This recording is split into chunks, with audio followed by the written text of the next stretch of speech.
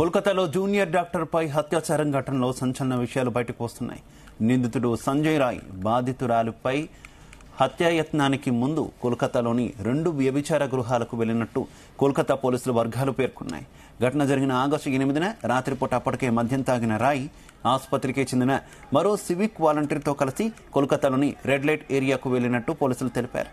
అంతేకాదు ఆ టైంలో రోడ్డుపై వెళుతున్న ఓ మహిళను రాయ్ వేధింపులకు గురి చేశాడు. ఆ తర్వాత ఆసుపత్రికి చేరుకున్న నిందితుడు Sanjay Roy junior doctor seminar హాల్లో గాఢ నిద్రలో ఉండగా రాయ్ ఆమెపై దాడికి పాల్పడినట్టు తెలుస్తోంది.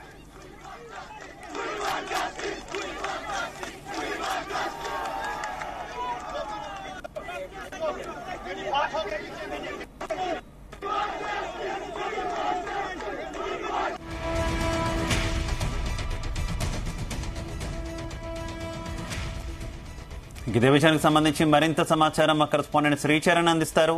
శ్రీచరణ్. శివ, కోల్కతాలో జూనియర్ వైద్యురాలిపై అత్యాచార ఘటనలో సంచలన విషయాలు బయటకు వస్తున్నాయి. రోజు రోజుకి దేశమంతా ప్రకంపనలు సృష్టిస్తున్న వేళ నిందితుడికి సంబంధించి మరొక కొత్త విషయం వెలుగులోకి వచ్చింది. నిందితుడు సంజయ్ రాయ్ బాధితురాలిపై అత్యాచారానికి ఒడిగట్టే ముందు కోల్కతాలోని 2 వ్యభిచార గృహాలకు వెళ్లినట్లు కోల్కతా పోలీస్ వర్గాలు పేర్కొన్నాయి. అయితే ఘటన జరిగిన ఆగస్టు 8న రాత్రి పూట అప్పటికే ఫుల్ గా మద్యం తాగిన రాయ్ ఆసుపత్రికి చెందిన మరో సివిక్ వాలంటీర్ తో కలిసి కోల్కతాలోని రెడ్ లైట్ ఏరియాలకు వెళ్ళినట్లు కూడా పోలీసులు ధృవీకరించారు. వీరిద్దరు కలిసి ఒక ద్విచక్ర వాహనాన్ని అద్దెకు తీసుకొని తొలతో సోనాగచ్చికి అర్ధరాత్రి సమయంలో వెళ్లారు. అక్కడ రాయ్ వ్యభిచార గృహం బయట నిల్చోగా అతడి మిత్రుడు లోపలికి వెళ్లాడు. అనంతరం రాత్రి 2 గంటల సమయంలో దక్షిణ కోల్కతాలోని ఒక వ్యభిచార గృహానికి వెళ్లారు. ఆ సమయంలో రోడ్డుపై వెళ్తున్న ఒక మహిళను రాయ్ వేధింపులకు గురి చేశాడని కూడా పోలీసులు ఒక రిపోర్ట్ ఇచ్చారు. దీంతో పాటు మద్యం మత్తులో ఉన్న అతడు ఆమె నగ్న చిత్రాలు కావాలని అడిగాడు. ఉదయం తెల్లవారుజామున 3:50 ఆర్జికర్ ఆసుపత్రికి చేరుకున్నాడు. తొలుత ఆపరేషన్ థియేటర్ డోర్ ను పగలగొట్టిన నిందితుడు 4:03 సమయంలో అత్యవసర విభాగంలో ఎమర్జెన్సీలో కూడా ఆయన ప్రవేశించాడు. అనంతరం 3వ అంతస్తులో ఉన్న సెమినార్ గదిలోకి వెళ్లాడు. ఆ సమయంలో బాధితురాలు సెమినార్ హాల్లో గాఢ నిద్రలో ఉండగా రాయ్ ఆమెపై దాడికి పాల్పడ్డాడని కూడా పోలీసులు ఒక నివేదిక ఇచ్చారు.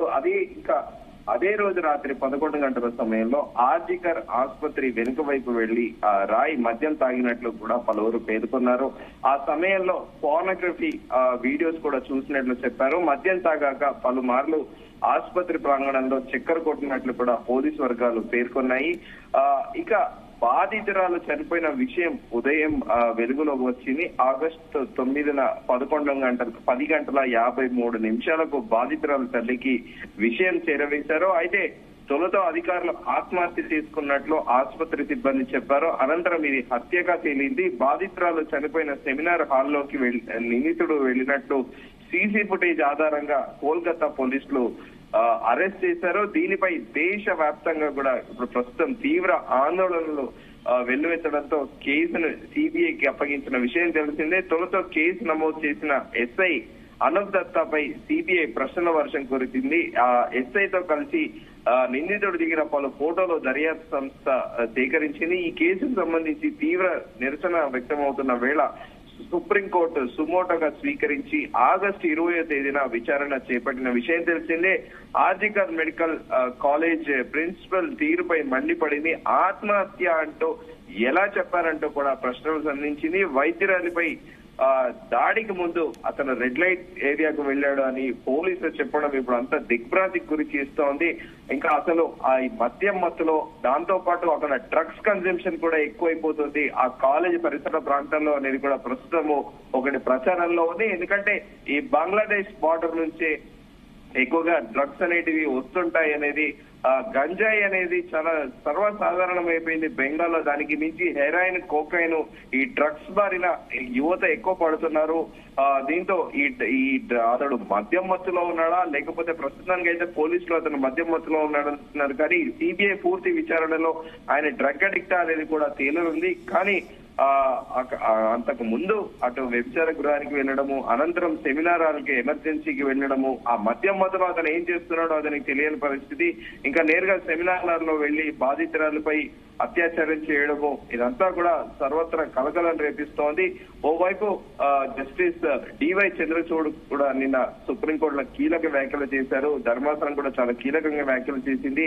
ఎఫ్ఐఆర్ ఎందుకు నమోదు చేయలేదు, అంత లేట్ గా ఎందుకు ఎఫ్ఐఆర్ నమోదు చేస్తారు, తల్లిదండ్రులని వాళ్ళ కుమార్తెను చూసుకోవడానికి 3 గంటల మటుకు ఎందుకు అనుమతించలేదంటూ కూడా ధర్మాసనం నిన్న ఫైర్ అయిన విషయం తెలిసిందే. దాంతో పాటు మరొక ఇన్సిడెంట్ జరిగేదాకా చూస్తూ ఊరుకోవాలా, దానికోసం మనం వేచి చూడాలా అంటూ కూడా జస్టిస్ చంద్రచూడ్ డివై కూడా ఆగ్రహం వ్యక్తం చేసిన విషయం తెలిసిందే.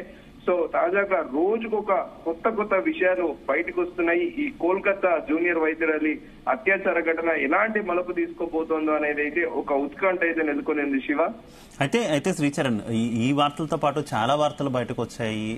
ప్రధానంగా ఏదైతే ఈ ఘటన జరిగిందో ఆర్జికర్ మెడికల్ కాలేజ్, అక్కడ చాలా డ్రగ్ దందా అనేది నడుస్తుంది. ఒక మెడికల్ మాఫియా ఉంది. ఈ విషయాలన్నీ ఆమెకి తెలిసిన నేపథ్యంలోనే ఈ దాడి జరిగింది అనేటటువంటి వార్తలు రావడం, అలాగే డ్రగ్స్ చాలా ప్రబలంగా అక్కడ అమ్మకాలు కావచ్చు, ఇవన్నీ కూడా జరుగుతున్నాయి అనేటువంటి వార్తలు వస్తున్నాయి. ఈ యాంగిల్లో కూడా ఏదైతే బయటకు ఆరోపణలు వస్తున్నాయి, ఈ యాంగిల్లో కూడా ఏమైనా ఎంక్వైరీ కంటిన్యూ అవుతుందా, లేదంటే కేవలం ప్రస్తుతం నిందితుడిని పట్టుకున్నారు కదా అతని నేపథ్యంలో మాత్రమే ఎంక్వైరీ నడుస్తున్నటువంటి పరిస్థితి? పశ్చిమ బెంగాల్ ప్రభుత్వము ప్రత్యేకంగా సిట్ ని కూడా ఏర్పాటు చేసింది. ఆర్జికర్ మెడికల్ కళాశాలలో జరుగుతున్న అవినీతి పైన కొద్ది రోజుల కిందట చిట్ ఏర్పాటు చేసింది. 2021 నుండి కూడా అక్కడ ప్రిన్సిపల్ ఎవరైతే సందీప్ ఘోష్ ఉన్నారో ఆయన హయాంలో కూడా అక్కడ అక్రమాలు జరుగుతున్నట్లు కూడా సిబిఐ నోటీస్ చేసింది. ఈ నేపథ్యంలో ప్రత్యేకంగా చిట్ ఏర్పాటు చేశారు. ఆ బాధితురాలకి మీరు అన్నట్టు ఆ డ్రగ్స్ విషయంతో పాటు కాలేజీలో జరుగుతున్న అవకతవకల పైన పూర్తిగా అన్ని అవగాహన ఉన్న నేపథ్యంలో ఇది ఎప్పటికైనా థ్రెట్ అవుతుంది, ఈమె నోరు తెరిచి బయట మాట్లాడితే పరిస్థితి ఏంటి అనేది కూడా ఆ ఉద్దేశంతోనే నిందితులు ఆమెను డెలిబరేట్ గా అత్యాచారం చేసి చంపారనేది కూడా ఒక చర్చ అయితే నడుస్తోంది Shiva. Right Sricharan, thank you.